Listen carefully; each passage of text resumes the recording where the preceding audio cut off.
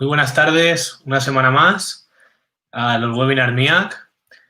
Buenos días también a todos los seguidores que hoy tenemos desde Latinoamérica. Muchísimas gracias a todos por estar un día más con nosotros. Hoy tenemos a Chema Lázaro, que nos hablará sobre posibilidades de la neurodidáctica en el aula. Chema es maestro de educación primaria, máster en neurodidáctica, fue ganador del Premio Nacional de Educación en 2013, es profesor en el máster de neurodidáctica en la Universidad Rey Juan Carlos y máster de profesorado, máster en neuropsicología y educación en la UNIR, también imparte clases en el posgrado de dificultad de aprendizaje de la Universidad de Barcelona y en el experto de neurociencia en educación y en el aula organizado por Afrato y Florida Universitaria. Además, es cofundador de Niuco Educación, empresa del sector de la educación que apuesta por un cambio metodológico basado en los avances de la ciencia en el campo de la educación neurodidáctica. A través de estos descubrimientos diseñan nuevos escenarios de aprendizaje donde potenciar toda la neurofuncionalidad de nuestro cerebro. Chema también es creador del blog Pizarras Abiertas, emprendedor curioso, entusiasta, enamorado de la gente con pasión, deportista de vocación, aprendiz constante y soñador incansable. Bienvenido, Chema. Muchas gracias. Y nada, muchas gracias, Chema, por estar con nosotros. Te dejo y nada, que vaya bien. Pues nada, hasta ahora. Venga, vamos a ello. Bueno, buenas tardes y buenos días a todos los compis y las compis que os habéis conectado a este webinar que vamos a compartir juntos durante la tarde de hoy. La idea es hablar un poco de qué posibilidades ofrece todo este término de la neuroeducación, la neurodidáctica. Ya sabéis que en el último tiempo parece que es un tema como de bastante relevancia entre el profesorado y que está cobrando cierto tipo de interés de qué posibilidades nos da, ¿no? en el aula. Ya sabéis que es una transdisciplina que nace, según el modelo de Takahuma, de tres grandes disciplinas, ¿no? La neurociencia, psicología y pedagogía. Pero yo no lo dejaría solo ahí, ¿no? Para mí creo que la neuroeducación, como muy bien habla Mariano Sigman, parte de lo que nos sirve es para poder entendernos, entender el funcionamiento del cerebro, nos hace entendernos a nosotros mismos y nos hace entendernos como conjunto de la sociedad, ¿no? Cómo funcionamos como ciudadanía. Con lo cual yo introduciría otras disciplinas que nos pueden dar un montón de ideas, como por ejemplo es la antropología, la sociología, la filosofía, que en todo este funcionamiento de este cerebro nos va a ayudar a plantear mejor una escuela más centrada en las personas, ¿no? Con lo cual, esta idea muy didáctica que traigo esta tarde está apoyada como en intentar recuperar una escuela más humanística, ¿vale? Más centrada en el desarrollo integral de las personas. Y a todo esto yo llego porque a lo largo de toda mi trayectoria he hecho como diferentes momentos muy críticos para mí en el que reflexionaba bastante sobre lo que estaba haciendo y cómo estaba influyendo en lo que estaba trabajando, ¿no? De hecho, ahora con el COVID acabo de sufrir uno de estos del que recién estoy saliendo, ¿no? Y una de estas grandes reflexiones a las que yo llegué charlando principalmente con mi alumnado de primaria fue intentar buscar la definición a qué significaba aprobar y si aprobar y aprender era lo mismo, porque yo tenía muchas dudas. Para mí, la finalidad de la escuela en ningún momento debería conllevar el aprobar. Siempre iría implícita al aprender, ¿no? Si tengo claro que lo que yo quiero es que mis alumnos aprendan, es decir, que quede algo ahí a largo plazo, tengo que analizar qué significa aprobar y qué consecuencias tiene esto, ¿no? Entonces, en la definición, cuando hablamos de aprobar, encontramos términos como calificar, puntuar, aplicar, dar por bueno a alguien o algo. Fijar que heavy, ¿no? Dar por bueno a alguien o algo.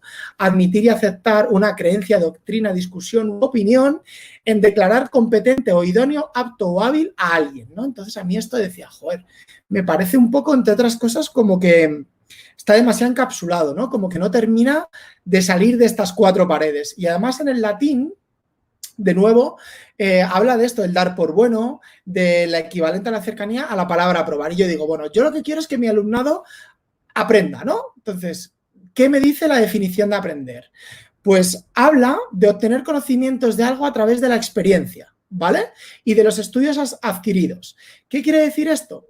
Que incluso en la definición de aprender encontramos que toda la información previa que las personas tenemos por el vivir y desarrollarnos en X contextos van a ser determinantes, van a ser importantes y que además este aprendizaje se debe de formular a través de la experiencia, no tanto el trabajar a través de los contenidos, sino a través del desarrollo de los conceptos. Y esto encaja muy bien con todos los modelos a nivel pedagógico de todas estas teorías socioconstructivistas, que estas metodologías más activas, de las que nos encanta hablar hoy en día, no dejan de beber de todos estos principios que esas escuelas ya nos hablaban, ¿no? De Freinet, de Vygotsky, de Piaget, de Montessori, ya nos hablaban de la importancia de este aprendizaje. Además, dice que aprender es pensar, es entender y es comprender algo, ¿no? Fijaros qué tres verbos más significativos. El aprendizaje conlleva pensamiento, es decir, no nos podemos quedar solo en la memorización sin razonamiento, es decir, que pensar conlleva entender, porque todo el mundo parece que piensa, ¿verdad? Que es una frase como muy utilizada, todos pensamos. La pregunta es si todo el mundo razona, si razonar está vinculado con pensar, y esto es un poco lo que yo creo que deberíamos de promover más en las escuelas, ¿no? Lleva a entender y lleva a comprender algo por principio y fundamento por meras experiencias. Aprender es tomar algo de la memoria, bien de la memoria a corto plazo, a largo plazo, integrarla. Ahora veremos claramente cómo va. Es un uso anticuado, se dice prender o encender algo. Es decir, que parece que cuando algo se aprende necesita de una chispa. Esto, como dice Jesús Guillén muy bien, necesita de una combustión, ¿no? Que sería el usar esta motivación, esta atención, ¿no? En sí puede ser instruir o transmitir conocimientos, pero en el latín es muy bonito, deriva del aprendere, que es el compuesto de los prefijos del hacia, y el prae, que significa antes, ¿no? Es decir, agarrar o atrapar. Y está muy en sintonía de cuando vemos este cerebro funcionar a través de resonancia magnético-funcionales, cómo se construye este aprendizaje. Y al fin y al cabo no deja de ser tanto la cantidad como la calidad de las conexiones en las que nos vemos implicados, ¿no? En el aprendizaje. Con lo cual, la primera reflexión que yo tomo para acercarme al concepto de neurodidáctica es la importancia y la relevancia que tiene aprender frente a probar. Creo que si tú aprendes, aprobar es una consecuencia directa. Ahora tengo claras dudas de si todo el mundo que aprueba ha aprendido algo o no ha aprendido nada, ¿no? Y a partir de ahí viene lo que yo llamo el cambio de mindset, un cambio totalmente cultural, totalmente un cambio de ideas de lo que este pensamiento encierra, ¿no? Y esto parte por conocer este órgano tan complejo que es el cerebro. Ana Forés habla muy bien de esto y siempre nos dice que si un zapatero es un diseñador de zapatos y conoce claramente la estructura, la forma, las diferencias entre X pies, un maestro, un educador debería de tener nociones básicas de cómo funciona este cerebro, ¿no? De qué le mueve, qué le empuja, qué hay en todas esas partes oscuras a poder investigar. Como decía antes, nuestro cerebro, las personas no somos ni más ni menos que tanto la cantidad como la calidad de las conexiones neuronales que tenemos. ¿Cómo las vamos a generar? Pues sin duda a través de la experiencia, de los conocimientos, es decir, el aprendizaje y de la reflexión sobre estas experiencias. Tradicionalmente, durante mucho tiempo se ha entendido que para aprender algo valía simplemente con entenderlo y ponerlo en práctica. Hoy sabemos que no vale solo con esto, que además de aprenderlo y comprenderlo, tenemos que reflexionar sobre lo que hacemos. Con lo cual, yo creo que estas soft skills o estas habilidades muy relevantes para el aprendizaje de esta escuela del siglo XXI deberían de ir arbitradas en torno al desarrollo del pensamiento crítico. Últimamente lo he hablado mucho y le he dado bastantes vueltas en diferentes foros en el que vivimos una era en la que hay una cierta dominio de la parte emocional. Y la parte emocional, como vamos a ver a lo largo de la exposición de esta tarde, es muy relevante para acercar los procesos de aprendizaje. Pero si tiene tanta conquista emocional, lo que va es inhibir a la razón, al pensamiento, a lo que realmente nos hace humanos, a todo ese desarrollo de esas funciones ejecutivas y no podamos aprovechar toda la potencialidad que tiene nuestro cerebro. Así que, de alguna manera, lo que creo que me gustaría brindaros esta tarde es que los buenos maestros o los buenos educadores o la gente que quiere generar auténticas experiencias de aprendizaje, lo que hace es prender la llama. Intentar trabajar esta emoción inicial, que es esta curiosidad, esta sorpresa que lanzará este aprendizaje para que el aprendiz, por sus propios medios, por sus propios intereses, porque tenga esa necesidad, esa supervivencia cultural o emocional o social, tenga que dar respuesta a este fuego, ¿no? Y tenga que empezar a buscar estas respuestas con este apagafuegos, con este extintor, para poder dar respuesta a estos contenidos iniciales que le hemos brindado. Es decir, que asumamos, como bien nos ha entrado esta pandemia mundial, que la vida es una incertidumbre, que no hay tantas certezas como en los aprendizajes teníamos claro que se podían dar. Que asumamos que la incertidumbre es un proceso natural al aprendizaje. Asumamos que tiene muchísimo más valor la formulación de grandes preguntas que en encontrar siempre las mismas respuestas. Creo que la auténtica escuela que genera personas autónomas, libres, con un alto nivel de conocimiento, son personas que lo que le permite al alumnado es desarrollarse a través de estas preguntas, de entender los conceptos y poder relacionarlos entre sí. Así que con todo este marco un poco inicial, con el que me he ocupado estos primeros 7-8 minutos, viene la idea de intentar generar un marco conceptual, un marco de trabajo, una estructura que, reforzada por estos principios y estos valores, me acompañe a los educadores a hacer unas buenas transposiciones didácticas, a elegir cuáles son las mejores estrategias en función del momento del neurodesarrollo en el que se encuentran nuestros alumnos. Y yo, durante estos 6 años, que llevo muy ahí a fuego estudiando toda la parte del cerebro, la gran conclusión que he llegado es la importancia de esto, de este rosco del aprendizaje. Este rosco no deja de ser un marco conceptual, no es algo inamovible, no es algo impermeable.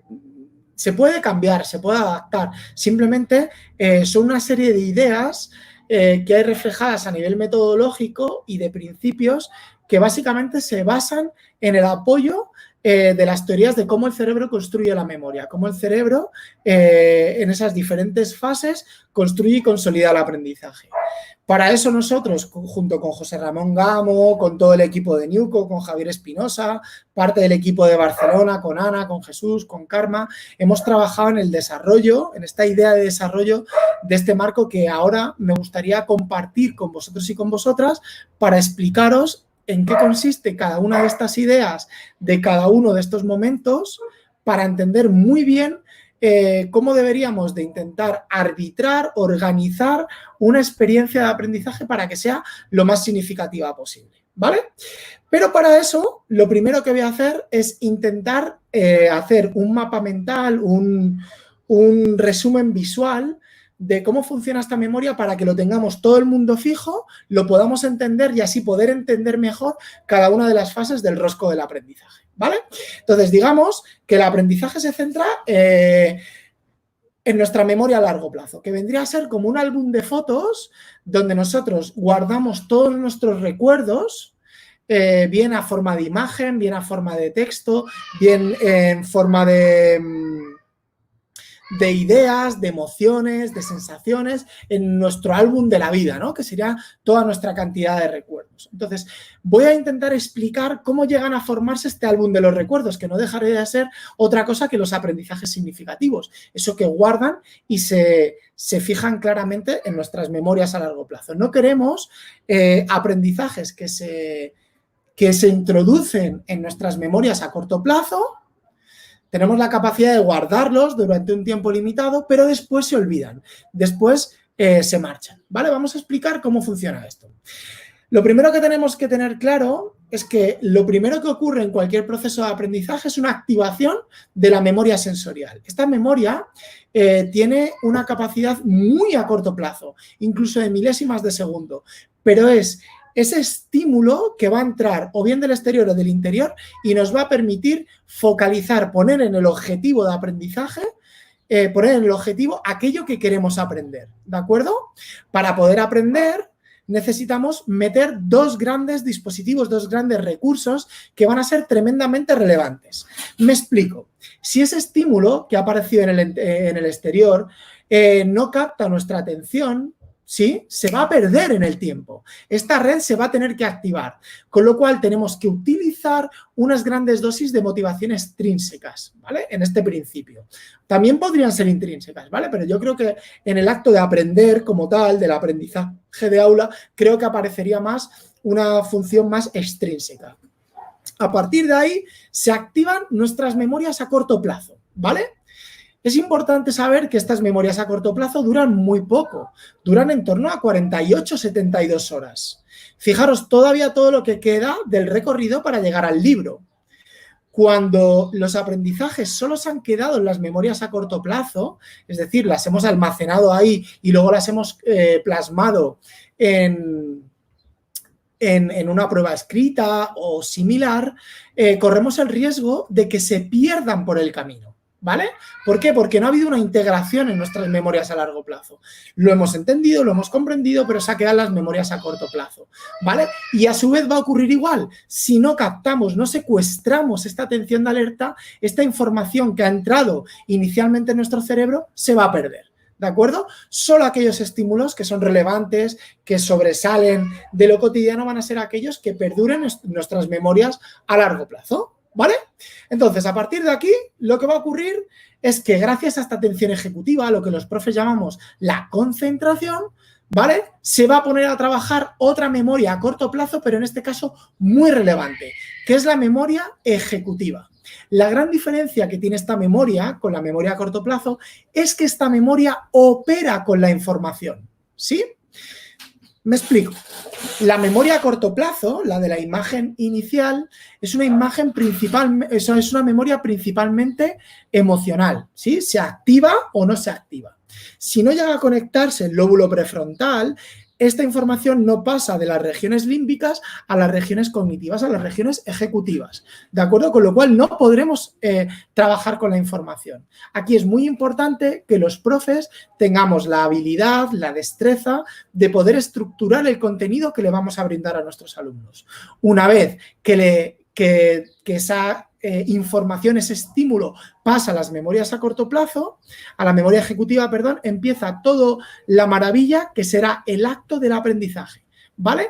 Donde en un primer momento lo que vamos a hacer es buscar en las memorias a largo plazo, a través de esta recuperación de estos conocimientos previos, qué es lo que se sabe sobre el tema en cuestión, sobre ese estímulo que ha entrado, para a partir de ahí poner en funcionamiento todo el aprendizaje, estas fases que en memoria se llaman integración, para después codificar, recodificar la información e integrarla en nuestras memorias a largo plazo, ¿vale? Esa comunicación entre las memorias a corto y ejecutiva y memoria a largo plazo, con esas tres flechas de codificar, recuperar e integrar, son las tres grandes fases de la memoria. Constantemente, cuando el profesorado trabaja algo con el alumnado, lo que hace es esto. Primero trabaja una fase de recuperación en el que codifica la información, ve qué es lo que tiene, ¿sí? La empieza a comprender, la empieza a integrar en las memorias a largo plazo, utilizando todas las memorias, y es en ese momento, cuando se produce esa integración entre lo nuevo y lo viejo, cuando esos aprendizajes pasan a nuestra memoria a largo plazo y estaríamos hablando de memorias o aprendizajes significativos, ¿vale? Igual es un poco lioso, ahora sí al principio, con este dibujo, pero no os preocupéis porque lo vamos a ir viendo todo el rato con lo que vamos a ir viendo del rosco, con lo cual voy a ir repitiendo todo el rato esto que hemos visto, pero con un ejercicio práctico, con algunos ejemplos que os he traído, ¿vale? Es decir, hemos traído un modelo a nivel didáctico de cómo estructurar nuestras experiencias didácticas en función de cómo el cerebro estructura y organiza los aprendizajes con sus memorias a largo plazo, ¿vale? Bueno, como decía, en el centro del rosco, en el centro del aprendizaje, siempre debe de estar el objetivo de aprendizaje. ¿Qué es lo que queremos que nuestros alumnos aprendan? ¿Vale? Con lo cual tenemos que tener muy claro cuál es el objetivo de ley. Para esto nos vale. Y tenemos que poner en el centro a nuestro alumnado, cuáles son sus intereses, ¿vale? Poner en foco sus emociones y trabajar estos ejercicios metacognitivos. Yo aquí, por ejemplo, os brindo una herramienta que a mí me funciona muy bien, que es trabajar a través del desarrollo de un mapa de empatía, ¿vale? Es decir, empatizar, conocer a mi alumnado para así poder contextualizar muchísimo mejor la experiencia de aprendizaje que voy a vivir. Sabemos que cuando los aprendizajes tienen mayor dosis de contexto, son más significativos para los alumnos. Si yo tengo que aprender algunos tipos de plantas y lo hago con plantas de proximidad al entorno donde vivo, lo voy a aprender con mayor júbilo, con mayor entusiasmo, que si esos contenidos están excesivamente distantes a las necesidades que yo tengo. ¿De acuerdo? Con lo cual, si vamos a poner en el foco el aprendizaje al alumno, necesitamos conocer sus intereses y además hacer una magnífica concreción curricular, ¿vale? Para ello, a mí me gusta mucho trabajar con este tipo de canvas, de gráficas, ¿vale? Donde trabajamos con los resultados esperados de aprendizaje, con los REA, donde lo primero que hacemos es intentar planificar el objetivo en un nivel de la taxonomía de Bloom, que la vamos a ver bastante durante esta tarde, para partir de ese nivel de Bloom, ¿vale? Ver cuál es nuestro objetivo de aprendizaje, nuestro contexto de aplicación y nuestro nivel de desempeño. Si conseguimos marcar los resultados esperados de aprendizaje, estaremos haciendo experiencias de aprendizaje muy reales, muy ajustadas a los contenidos curriculares. ¿Por qué queremos trabajar a través de, por ejemplo, la taxonomía de Bloom? Porque lo que nos va a permitir es visibilizar en qué nivel cognitivo, de desempeño cognitivo, estamos ejecutando la acción.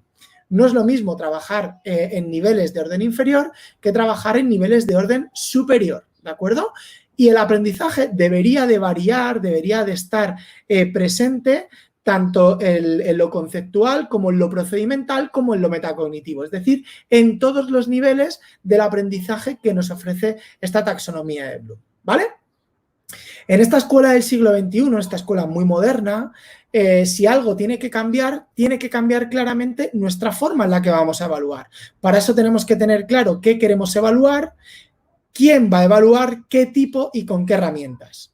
Porque si algo queremos cambiar, no es la metodología, es la forma en la que tenemos de evaluar. Si conseguimos cambiar todo eso, conseguiremos hacer una fantástica experiencia de aprendizaje significativa. Y para eso podemos utilizar estos modelos que tienen nuestros colegas de Escuela de Maestros, de estas metodologías que ponen claramente en el centro de aprendizaje al alumno. Estas metodologías socioconstructivistas que se centran en trabajar el concepto de la terminología y que se centran en conocer qué saben los alumnos para construir ese aprendizaje con un objetivo, con un producto, con un entregable final, ¿vale? Así que ahora vamos a ver cómo podemos hacer este concepto metacognitivo, esta forma diferente de evaluar y de trabajar, ¿vale? Para eso es importante conocer este modelo de la taxonomía de Bloom, ¿vale? Yo lo que he hecho aquí ha sido coger esta taxonomía que tiene Raúl Santiago y animarla para poder explicarla mejor y que todo el mundo lo entienda, ¿vale? La taxonomía de Bloom se compone en un total de 6 niveles, ¿vale? Son niveles del proceso cognitivo, ¿vale? Y luego tenemos, por otro lado, otra tabla que lo cruza, que es la dimensión del conocimiento, ¿vale? ¿Qué tendremos que hacer los profes? Pues tendremos que diseñar las experiencias de aprendizaje para que nuestros alumnos recorran tanto los niveles cognitivos como los niveles del conocimiento. Me explico. Si solo trabajamos en niveles cognitivos de recordar y entender, estaremos trabajando en unos niveles muy básicos, ¿vale? Aunque vayan a un nivel metacognitivo, ¿vale? A un nivel de reflexión, lo que tenemos que hacer es avanzar en todos los niveles. Con lo cual, como veis, se convierte en un modelo muy constructivo de lo que sería el aprendizaje, porque formaría esta taxonomía como una especie de ladrillos en los que vamos a ir construyendo lo que vamos a querer ir generando. Pues, por ejemplo, una actividad inicial podría ser hacemos una excursión, ¿vale? Y identificamos las partes de una planta en un entorno natural. Eso sería más de carácter metacognitivo, pero podemos hacer una actividad de recordar factual en el aula y es lista las partes de la planta. Tú las listas, pero no las sabes identificar. ¿Me explico? Las diferencias de nivel. Luego podemos aplicar, ¿vale? Que sería otro nivel, entender, perdón, aplicar, y luego ya entramos en niveles más de orden superior, donde no tenemos tan claro que las respuestas sean siempre las mismas. Las respuestas están más abiertas, ¿no? Donde podemos, por ejemplo, diferenciar en plantas diferentes tipos de sistemas de reproducción, ¿vale? O, por ejemplo, coger diferentes modelos metodológicos y diferenciar los pros y los contras que tiene cada uno de ellos, ¿vale? Esto sería un nivel de análisis conceptual, ¿vale? O podemos deconstruir, por ejemplo, y encontrar las relaciones existentes entre un aprendizaje basado en proyectos y un estudio de casos, ¿vale? A nivel metodológico. Luego tenemos niveles de evaluar, ¿vale? Y por último, que serían los niveles más complejos, los niveles de creación, ¿vale? Donde digamos que queremos que el alumnado, en función de todo ese conocimiento que ha ido adquiriendo durante el tema, lo ponga en práctica, lo pueda compartir incluso con la comunidad educativa. Para ello es muy importante introducir lo que hoy conocemos como la cultura del pensamiento, todas estas rutinas, destrezas del pensamiento, y yo añadiría la importancia de incorporar las metodologías ágiles de emprendimiento, ¿de acuerdo? Me explico. Cada vez que el alumno termine un producto de aprendizaje, debería de reflexionar sobre lo que ha aprendido y además debería aprenderlo en cooperación y en estructura con otros compañeros, ¿sí? No tiene mucho sentido que los aprendizajes se hagan de forma individual si realmente el cerebro es un órgano social. No tendría mucho sentido el no interrelacionar unas asignaturas con otras. Y para ello tenemos estas estrategias que serían fantásticas, que yo os brindo, ¿no? Por ejemplo, pues para supervisar un aprendizaje basado en proyectos, introducir elementos del Kanban, ¿no? ¿Qué nos va a brindar un Kanban?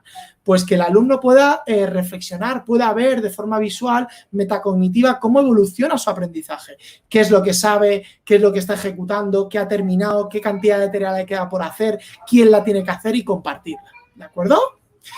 Bueno, pues hasta aquí hemos visto la importancia de poner al alumno en el centro, de fijar los objetivos, emociones, metacognición y cambiar el concepto de evaluación, ¿vale? Pues ahora vamos a ver la última parte del rosco. ¿Cómo empezaríamos? Por este producto, ¿verdad? Estas tareas que sean de carácter competencial, que le permita al alumno recuperar toda la información de todo ese contenido que tiene en sus memorias a largo plazo y ponerlas al servicio de un producto final. Con lo cual, este producto debería de evidenciar el nivel de desempeño competencial que el alumno tiene. Y ese producto debería de tener una transferibilidad del conocimiento, que no se quede solo en responder una pregunta bien o mal, que está bien evaluar y preguntar esto, sino que se pueda ver cómo ha puesto en práctica todo lo que sabe. Pues, por ejemplo, puede crear un vivero en el que sobrevivan X tipo de plantas mezcladas entre sí. Por ejemplo, puede plantear pues resolver un enigma de una cantidad de obras de arte que han sido robadas en función de descubrir los diferentes artes que ha ido aprendiendo. ¿De acuerdo? Y aquí me voy a inspirar y me voy a basar mucho en lo que Conecta 13 nos brinda de la variedad que pueda haber de estos productos, ¿no? Cuanto más mezclados, más variados, más interesante va a ser para que el alumno tenga mayor cantidad de autodeterminación en el aprendizaje, pueda tomar mejores decisiones. Me explico. Si yo lo que quiero es que el alumno resuelva un problema vinculado a la generación del 27, ¿verdad? Tiene que entregarme un producto vinculado a la generación del 27. A mí me da igual que me lo entregue de una forma digital, que lo haga a través de una presentación, que lo haga a través de un Genially o de cualquier otra herramienta. porque yo no quiero evaluar la técnica en ese instrumento, que podría evaluarla. Quiero evaluar la competencia que ha mostrado para resolver ese problema. Si dejamos los productos abiertos, vamos a hacer que ellos puedan implicarse muchísimo más en la toma de decisiones, qué es lo que quieren hacer y cómo lo quieren presentar. ¿De acuerdo? Bueno, hasta este punto ya hemos visto dos grandes zonas del rosco. La zona central, que habla más un poco de principios, de valores, de toda esta importancia de poner al alumno en el centro, la importancia de que estos productos sean competenciales para que generen una transferibilidad. Y ahora vamos a hablar de esta fase inicial del aprendizaje, que la vamos a llamar la fase de activación. Y esta fase de activación la vamos a dividir en dos niveles, en motivación y en conocimientos previos. Si nos fuéramos a nuestro dibujo de esta infografía de la memoria, la activación sería esta fase de codificar la información, donde principalmente lo que nos interesa es captar la atención de nuestros alumnos para después mover estos principios de motivación y de conocimientos previos que iría más enfocado a la memoria. Para hablar de la activación, de secuestrar esta atención, es muy importante conocer el modelo atencional de nuestro querido autor Michael Posner, ¿de acuerdo? ¿Por qué es importante conocer esto? Porque si no, podemos caer en que no conocer cómo funciona la atención.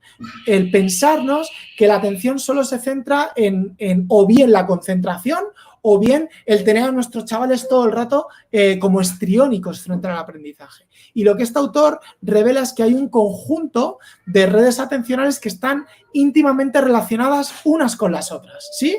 Tenemos una primera red, que sería la red de alerta, que es de carácter involuntario, que se encuentra en el límbico, ¿sí? En el que si ese estímulo del objetivo de la cámara sobresale, se va a estimular, se va a activar y a partir de ahí se va a conectar con esta red orientativa que me va a permitir seguir el objeto al que tengo que captar la atención. Si estas dos redes se activan y ese sistema de alerta considera que esta información del exterior es lo suficientemente relevante, se activará el gran sistema atencional del ser humano, que es la red ejecutiva, la concentración por excelencia, que luego veremos cómo funciona. Y a partir de ahí nos predispondremos para la acción. Y esto se convertirá como en un círculo virtuoso mágico de mantener y trabajar la atención.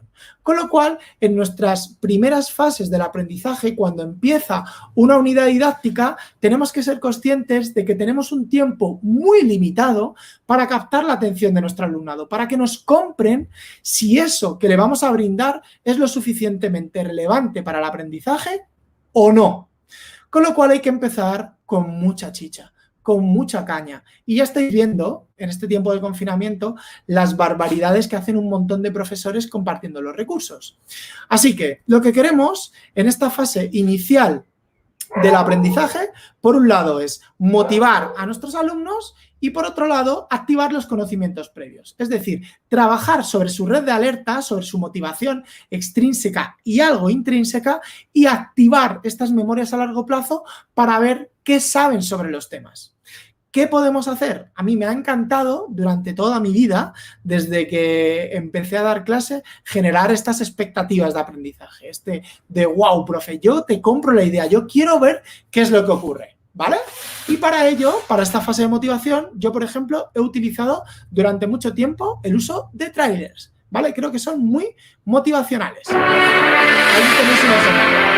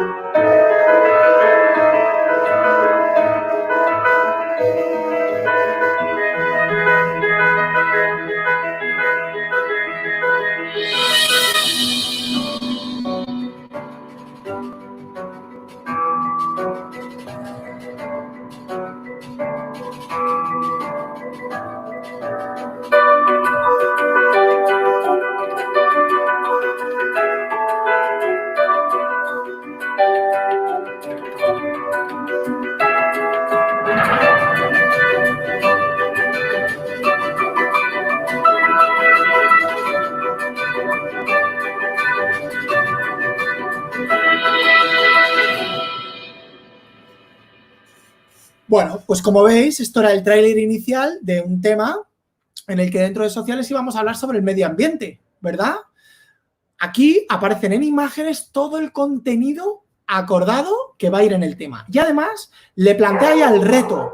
Ya les digo si van a ser capaces de salvar el mundo o no. Esto está bien, pero además hemos dicho que hay que reflexionar sobre el aprendizaje. Con lo cual, introducimos una... Perdón. Ay, se me ha saltado. Disculparme, ¿vale? Introducimos una técnica... Bueno, introducimos una rutina de pensamiento, qué es lo que quieren aprender sobre el tema. Y a partir de ahí, qué es lo que saben, qué es lo que han visto, qué es lo que piensan, activamos los conocimientos previos. A mí me gusta mucho, mucho, mucho utilizar esta herramienta de Mentimeter, bien haciendo votaciones, bien generando nubes de palabras sobre un tema inicial, ¿de acuerdo? Esto lo que busca es activar esos conocimientos previos. En la imagen de la izquierda que veis en Mentimeter es un debate que plantea al inicio de mi clase en el máster de UNIR, de neuropsicología, sobre unos estudios de Gruber en torno a la sorpresa. Y en el siguiente intentábamos construir a nivel co-creativo frases lapidares sobre la creatividad. Por ejemplo, esta activación de conocimientos previos lo que le va a permitir al alumno es, con ese input, con esa imagen, con ese vídeo, con esa pregunta, no solo sentir la necesidad de aprenderlo, sino empezar a buscar en sus memorias a largo plazo qué es lo que sabe en torno al tema. ¿De acuerdo? ¿Qué tenemos que saber en torno a la activación de los conocimientos previos? Pues algo muy relevante. Y para ello me voy a estos estudios de Bradsford and Johnson del año 1972. Yo los voy a contar de una manera muy, muy, muy resumida, ¿vale? Pero creo que os puede gustar. Estos estudios de Bradsford and Johnson lo que hicieron fue dividieron a 3 grupos de personas y a un grupo de personas les dieron un texto a pelo, sin nada. A otro grupo de personas le dieron un texto con una imagen vinculada con el texto, pero incompleta. Y al tercer grupo le dieron el texto con la imagen completa. ¿Qué se dieron cuenta? Que aquellas personas que tenían la imagen completa comprendían mejor la información y además la retenían todavía mejor.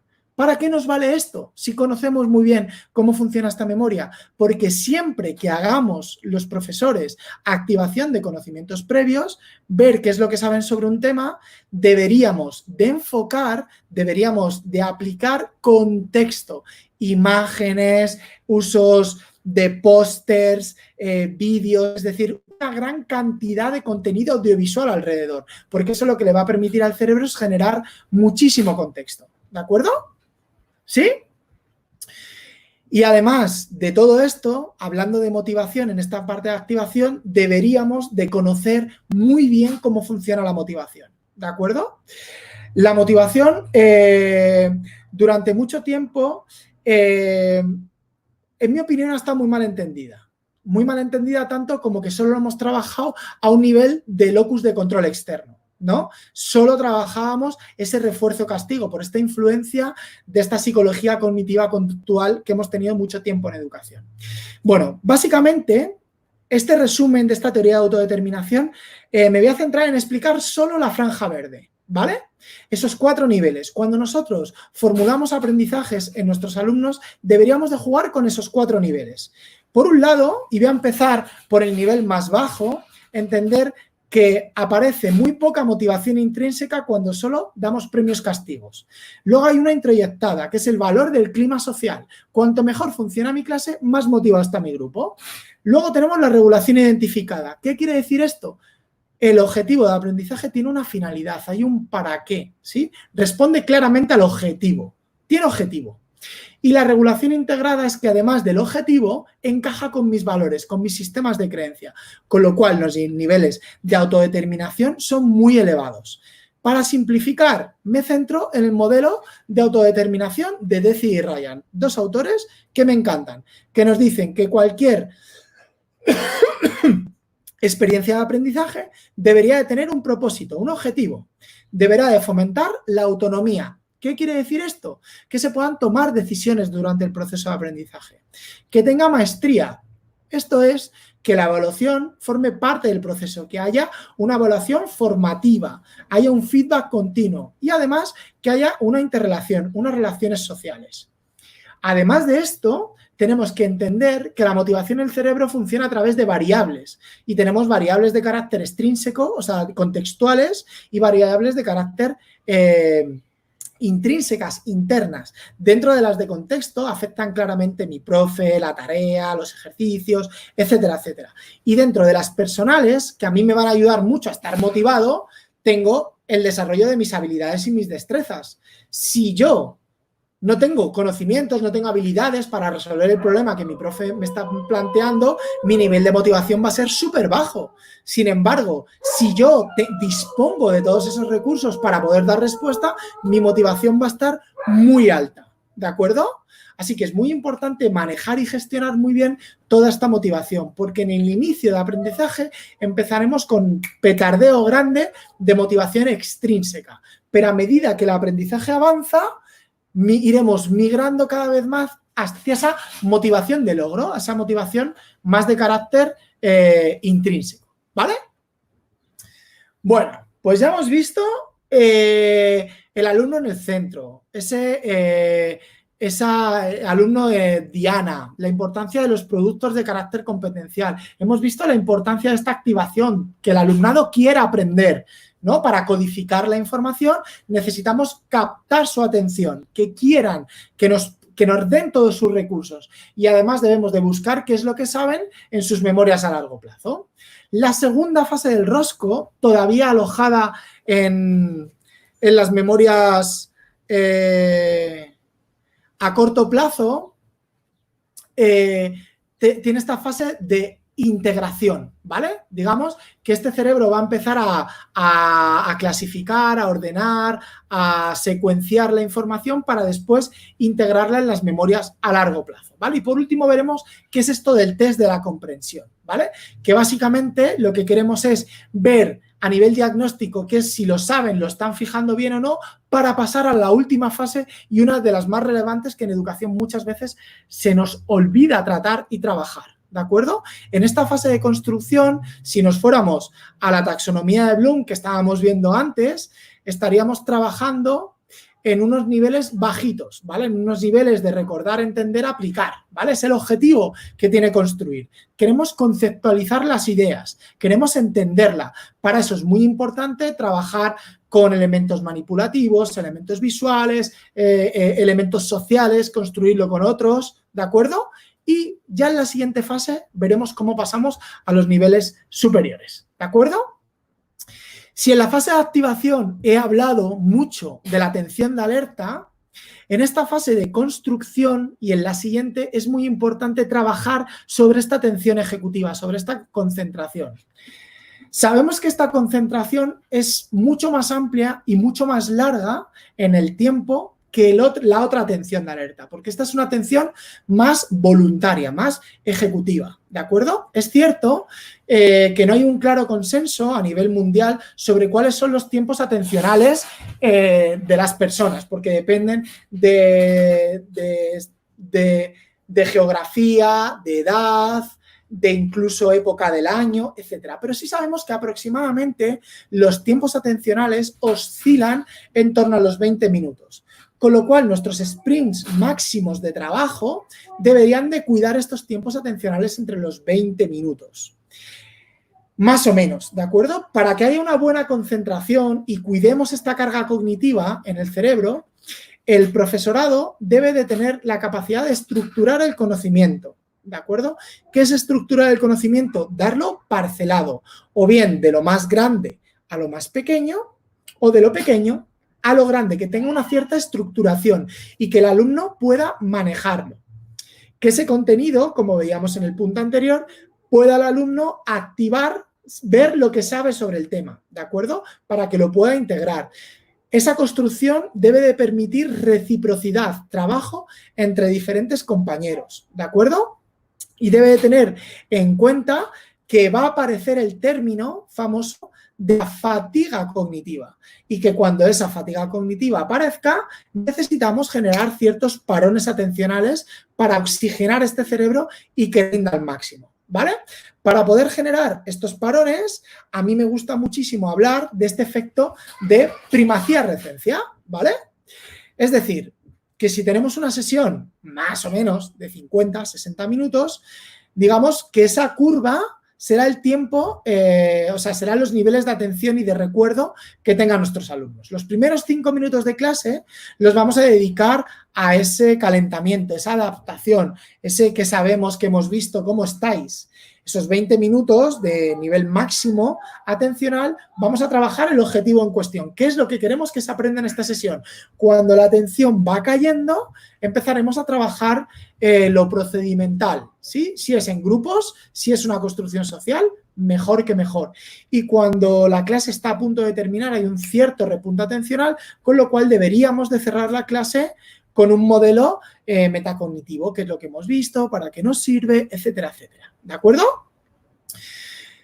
¿Qué sistemas metodológicos a día de hoy, y en mi opinión, es lo mejor que hay para trabajar una buena construcción que encaja muy bien con un sistema de memoria, que encaja muy bien por cuidar la atención y que encaja muy bien con el modelo de autodeterminación de decir Ryan? Sin duda alguna, la construcción de los aprendizajes debería de hacerse a modelo de paisajes de aprendizaje. Y aquí, en este contexto de confinamiento, tenemos una herramienta como, por ejemplo, Genially, que nos permite generar estos entornos de aprendizaje, en el que el alumnado va a tener una cantidad de pantallas con una serie de elementos. Esto lo que nos va a permitir es integrar, personalizar, individualizar el aprendizaje al máximo posible, hacer tareas de carácter individual o hacer tareas de carácter grupal. Si queréis saber mucho sobre paisajes de aprendizaje, ahí tenéis César Pollatos o Alfredo Hernando con todo el equipo de escuelas católicas que tienen muy trabajado todo el tema de los paisajes. Pero en resumen, claramente, mezcla la taxonomía de Bloom, ¿de acuerdo? Mezcla las inteligencias múltiples. Ya sabéis que desde los neurocientíficos no les gusta mucho hablar del concepto de inteligencia, yo diría potencialidad o capacidad, o incluso lo podéis cambiar por memorias, y lo que hace es que a través de esa diferencia entre el contexto cognitivo y las diferentes actividades, plantea una serie de actividades variadas. Esto nos va a permitir que la memoria se guarde muchísimo mejor en las memorias a largo plazo, porque trabajo con muchas inteligencias, con muchos niveles cognitivos. Una vez que tengo esta graella, lo que trabajo sería el itinerario de aprendizaje, ¿sí? Actividades obligatorias, actividades voluntarias, actividades de un nivel de dificultad, actividades de otro nivel de dificultad, y esto lo que nos va a permitir es, por fin, atender a la heterogeneidad, a que todo el mundo va a poder aprender y se va a poder desarrollar, ¿de acuerdo?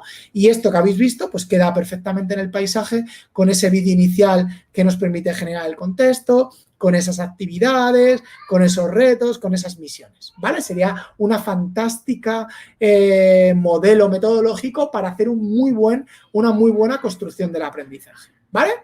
Y por último, tenemos nuestra consolidación, ¿vale? Este rectangulito, esta fase azul, es la única de todo el rosco, que se da en las memorias a largo plazo.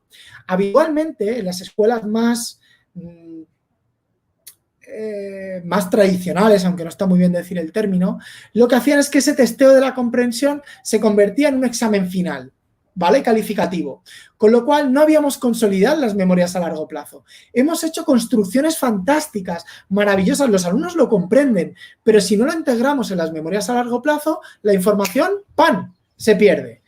¿Cómo podemos conseguir consolidar y trabajar en las memorias a largo plazo? Pues sin duda migrando esta dimensión cognitiva a estos procesos cognitivos de orden superior, ¿sí? Conseguir que los alumnos creen, evalúen a través de una repetición variada, constante. Y esa repetición variada la tenemos que hacer desde los diferentes tipos de memoria. Esto es un cerebro cortado ahí de diferente manera y estos son todos los tipos de memoria que podemos encontrar, ¿de acuerdo? O sea que a la hora de hacer actividades no podemos trabajar solo sobre un tipo de memoria o sobre otra, como estábamos trabajando ahora.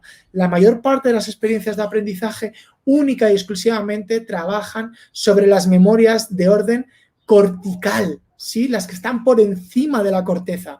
¿Por qué? Porque son las memorias que los profes podemos evaluar, las que se ven, las que el alumno puede declarar, principalmente memorias semánticas, ¿vale? y memorias episódicas. Sin embargo, todas las memorias que hay en las regiones subcorticales van a condicionar claramente a ese otro tipo de memoria, con lo cual las memorias emocionales, las memorias motrices, deberían de trabajar en esta consolidación de los aprendizajes, ¿vale? Debemos de tenerlas muy presentes. Y de nuevo, vuelvo a hablar de la importancia de estas metodologías constructivistas para hacer una muy buena consolidación del aprendizaje. Cuando tú trabajas en un aprendizaje basado en proyectos, lo que hace en esta segunda fase profunda del aprendizaje el alumnado es empezar a trabajar en la creación del producto. Esto no deja de ser una fase de consolidación sobre lo que previamente ha ido construyendo en estas primeras investigaciones iniciales, ¿vale? Así que lo que os voy a brindar ahora son 3 técnicas, 3 estrategias que en investigación científica han visto que tienen un alto impacto en la integración en la memoria a largo plazo, ¿vale?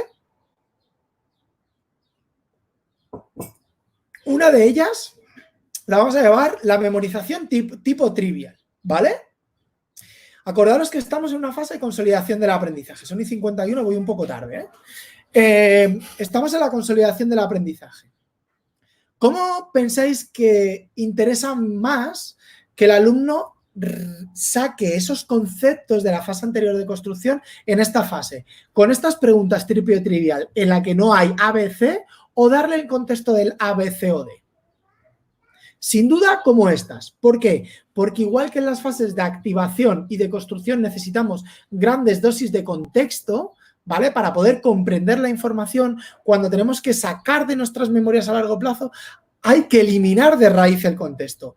Tenemos que quitarlo, con lo cual muchísimo mejor las preguntas de carácter abierto. ¿Por qué? Porque esto lo que le va a obligar al alumno es a buscar claramente en sus memorias a largo plazo y hacer interconexiones muchísimo más complejas que si le generáramos el contexto de aprendizaje.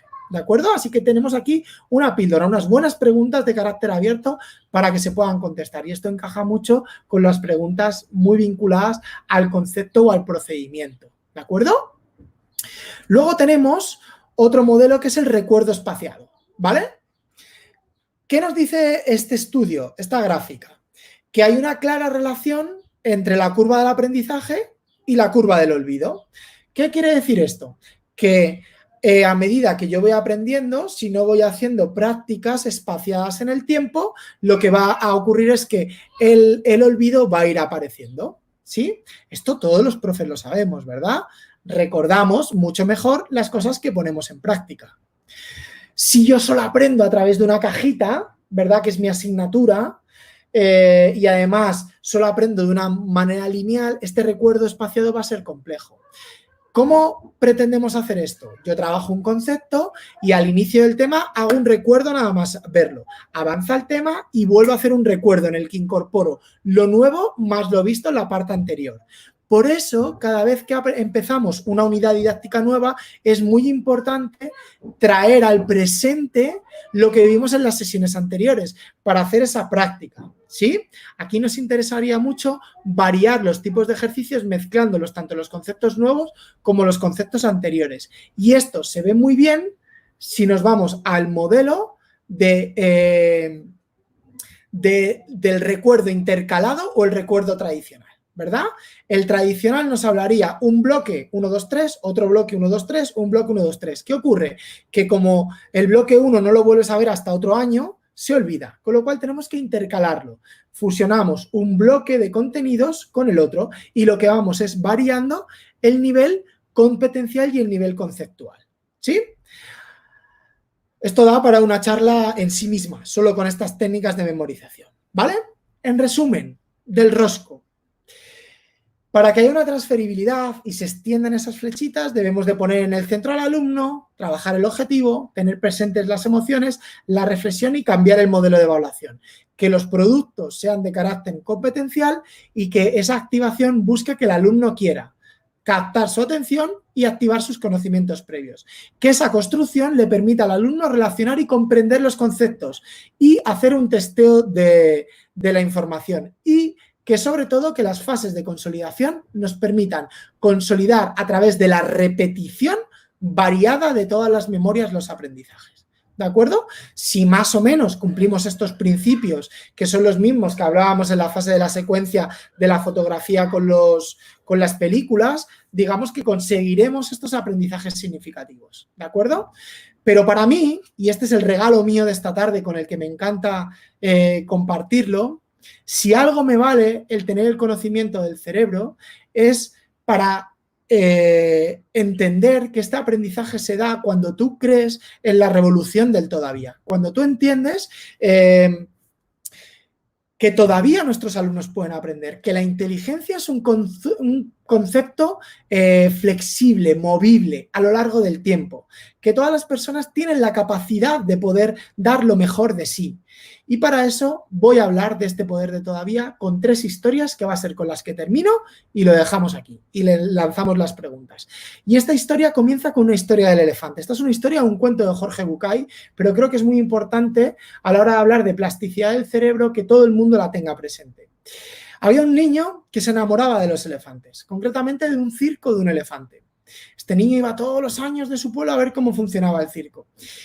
Y le sorprendía mucho que este animal tan fiero, tan salvaje, estaba anclado al suelo con una estaca muy pequeña y un collar de cadenas muy grande. La curiosidad del niño le mataba y decidió ir a preguntar al domador por qué esto ocurría. Y él le decía, mira, chaval, esto es muy fácil de entender y lo vas a entender muy fácilmente y muy rápido. Cuando el elefante llega al circo, llega de cría, con lo cual le ponemos un collar muy grande y una estaca muy grande y le clavamos fuerte al suelo. Durante días, semanas, meses, incluso años, el elefante intenta zafarse, intenta quitarse la estaca hasta que llega un día y deja de moverse. Ya no se mueve más. Ese día le cambiamos la estaca gigante por la estaca pequeña. Esto le ocurre a un montón de estudiantes que han aprendido durante toda su vida estudiantil que no pueden. Esto en psicología se llama el efecto de la indefensión aprendida. ¿Cómo cambia esto? Con la mirada del maestro, por cambiar la tercera persona del singular por la primera persona del plural, en el que yo creo en ti, en el que juntos vamos a conseguir alcanzar los objetivos, porque lo que no es normal es que haya un montón de chavales en la etapa educativa en el que crean que son tontos o que no pueden. Les tenemos que enseñar que el cerebro es plástico, que la inteligencia es movible y es adaptable al entorno, ¿de acuerdo? Y para eso es importante hablar de términos como la mentalidad fija o la mentalidad de crecimiento. Las personas que tienen mentalidad fija asocian única y exclusivamente su éxito, su capacidad, a su inteligencia. Y sabemos hoy en día que la inteligencia no es un factor 100% heredado, que tiene una parte hereditaria, pero tiene una parte también de contexto. Y es aquí donde hablamos del crecimiento, del todavía, en el que gracias a la estimulación del contexto podemos desarrollar este tipo de mentalidad. El entender que nuestra inteligencia va a cambiar por este fenómeno de nuestra plasticidad, por este trabajo, por esta perseverancia, por entender los retos, porque la evaluación nos va a hacer crecer, por entender que rodeándonos de mejores personas, más capaces de nosotros, nosotros vamos a dar lo mejor que tenemos. Y así se desarrolla la mentalidad de crecimiento. Y esta mentalidad de crecimiento, y es muy importante traerla hoy a colación aquí, con los acontecimientos a nivel mundial que están ocurriendo, es para contar la historia de Ben. Ben era un niño que nació en Estados Unidos en los años 60. Ya sabéis que en los años 60 el racismo estaba muy instaurado, como ahora, pero a lo bestia. ¿Sí? Este niño estaba prácticamente denostado por todos sus profesores. Prácticamente nadie daba un duro por él. Nadie diría que iba a terminar ni la infantil ni la primaria. De hecho, se lo dijeron a su madre. Pero su madre, una tía con unos buenos reaños, dijo, va, yo te voy a ayudar. Vamos a ir todos los días a la biblioteca, tú vas a estudiar, te vas a esforzar, vas a compartir y vas a encontrar algo que realmente te interese. Y a través de esto vamos a sacar tus estudios adelante. Y Benjamin se enamoró de los minerales. Y un día en clase tocó el tema de los minerales, ¿sí? Y cuando nadie respondía a preguntas, Benjamin tenía como esa cara de yo me lo sé, pregúntame. Y este profe que cree en él todavía, que cree en la mirada del maestro, que cree en sus alumnos, le preguntó a Ben. Y Ben empezó a contar un montón de ideas al respecto. Y ese día Ben, como esa historia del elefante, se liberó de la cadena. Y fijaros qué bonito que esa cadena que le liberó le permitió terminar la universidad.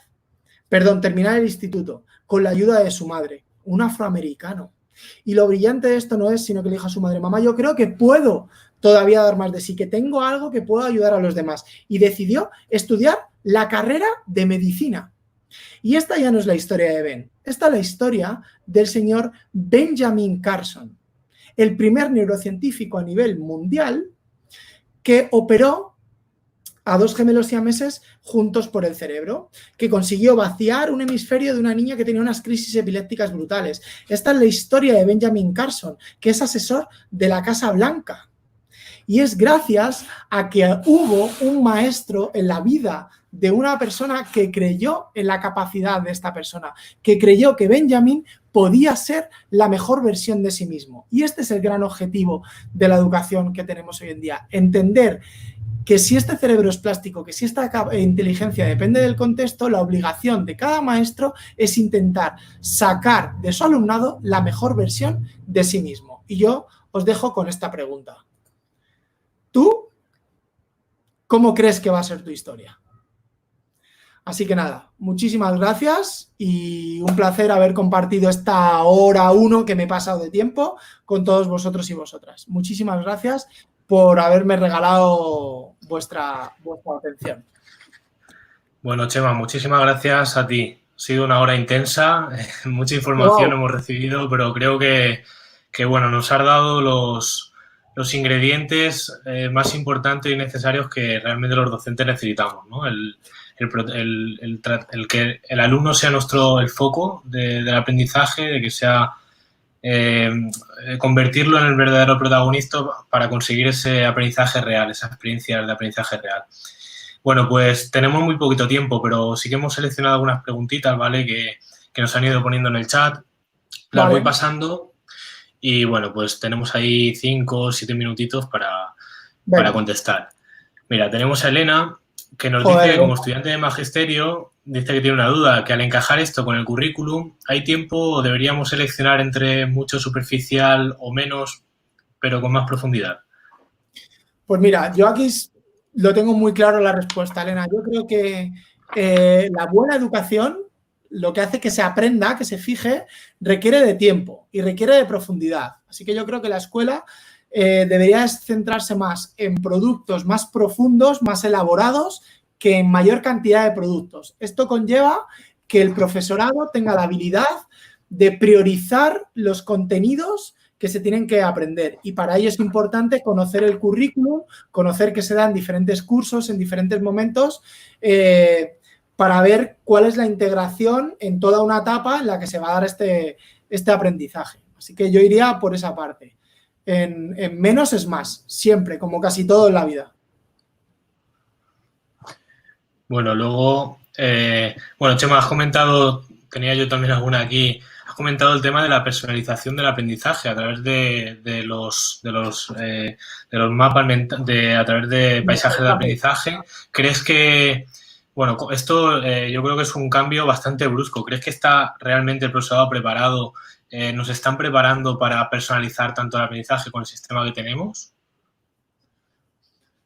Yo creo que no estamos preparados, pero estamos en aras de estarlo. O sea, para mí es mucho más importante entender o tener la sensibilidad de que tienes que atender la diversidad que luego tener la capacidad técnica de hacerlo. Para mí es mucho más importante cambiar tu cultura, tu forma de pensar, de entender las necesidades que tienen tus alumnos, porque lo otro creo que es una cuestión de que tengamos más cantidad de tiempo, que nos quiten burocracia para poder hacer esos diseños. Pero lo importante es entender, en mi opinión, que el reto real al que nos enfrentamos en la educación de hoy en día es individualizar y personalizar el aprendizaje lo máximo que podamos. Porque la heterogeneidad está ahí, no se va a ir y es el gran reto al que nos enfrentamos. Por esta heterogeneidad también de los cerebros. Bueno, Alicia Avellán, ¿por qué crees que ha tenido y tiene tanta acogida entre los docentes la denominada neuroeducación y muy poco a lo largo de la historia de la pedagogía?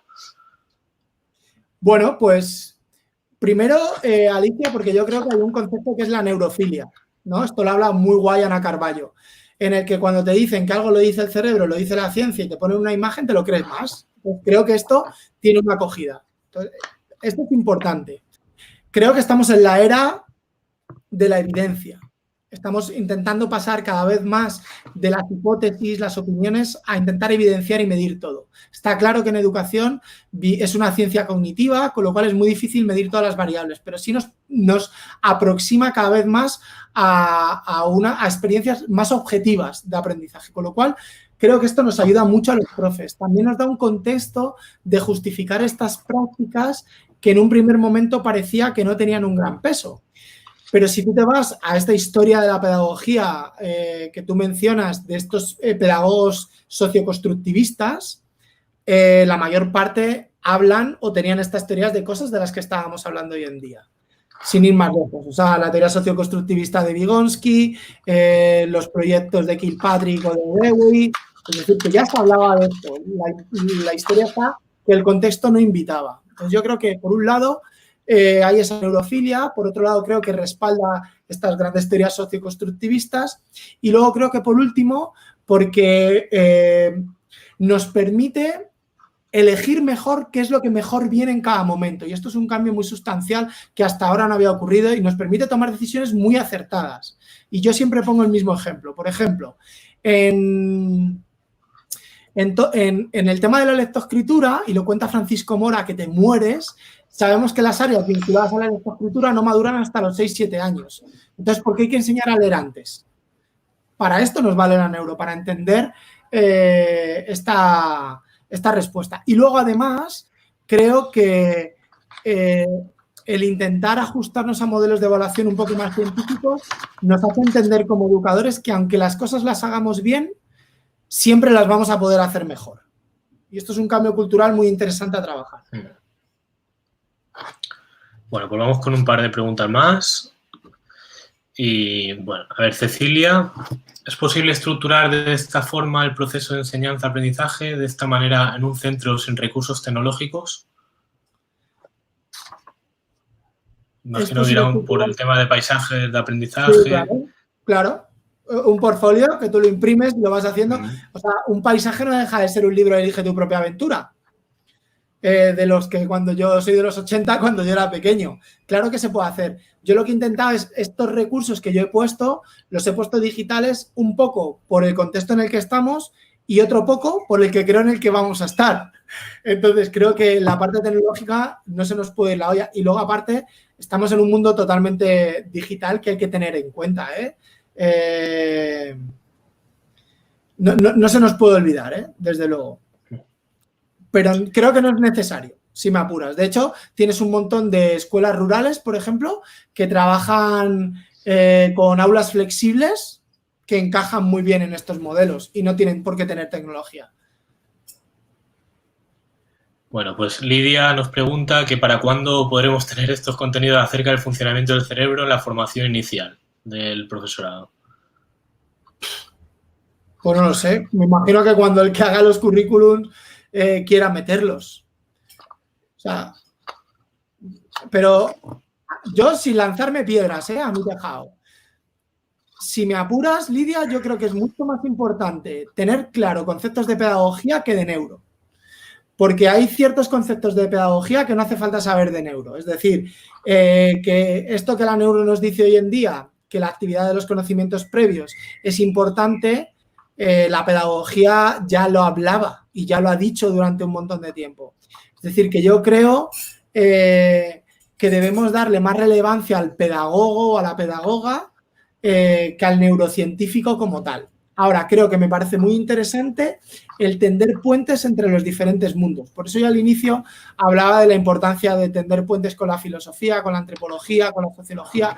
Nos va a dar muchas respuestas que los educadores como tal no tenemos, pero hay otras disciplinas que nos van a ayudar a entenderlas mejor. Bueno, Chema, pues muchísimas gracias por estar con nosotros hoy, por acompañarnos. Muchas gracias también a todos los que nos han acompañado. Recordaros que MIAC cierra ya este ciclo de webinars este mes de junio, que volvemos en septiembre con nuevas propuestas y, bueno, pues de nuevo agradeceros a todos y a ti, Chema, por haber estado con nosotros. Un placer, nada. Gracias a vosotros por generar el espacio para que podamos charlar y debatir y generar disenso, ¿no? Así que muchas gracias y bueno, a todo el mundo por su tiempo, que es mucho. Muy bien. Bueno, hasta luego a todos. Muy bien.